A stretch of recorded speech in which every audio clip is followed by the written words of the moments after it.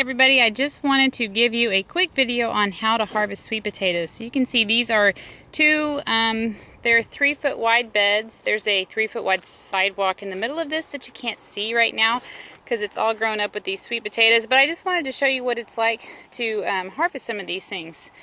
And so we're going to look for where the sweet potatoes are coming out of the ground. You can see that we have a lot of vines down here.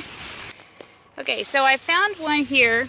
Now you can see that this is where the roots are actually coming out of the ground. You can see the roots right here. And then they make these great long vines. And as the vines go around, anywhere that they touch the ground, they're gonna put out roots. Like you can see these little roots here. And then if those roots are in contact with the ground long enough, then they'll bulb out and they'll form a sweet potato. And that's actually where the plant stores starches and sugars so that it can grow. So I'm gonna dig down here. And you can see, you can look anywhere along a sweet potato stems for sweet potatoes to form, but these have not been in the ground very long. So the best place to look for some formed sweet potatoes is to look for where they're attached to the ground, where this is where the sweet potato slip was actually planted. And so this is going to be the first place that they would have made some tubers. And I'm just trying to feel around in here.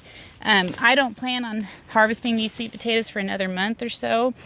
And you got to be careful when you're digging that you don't break some roots that might be outgrowing and attached to some tubers.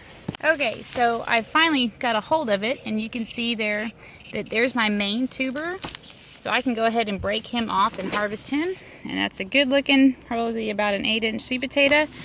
So in a couple more weeks here, this is the beginning of September here in Texas, these things can keep growing until the first freeze. So I'm going to let them keep growing so that anywhere that those vines have rooted and put out tubers, I'll let them get a little bit longer. But that's what we're looking for when we go to harvest them. We're just going to pull up all along those vines, and especially where the slips were originally planted.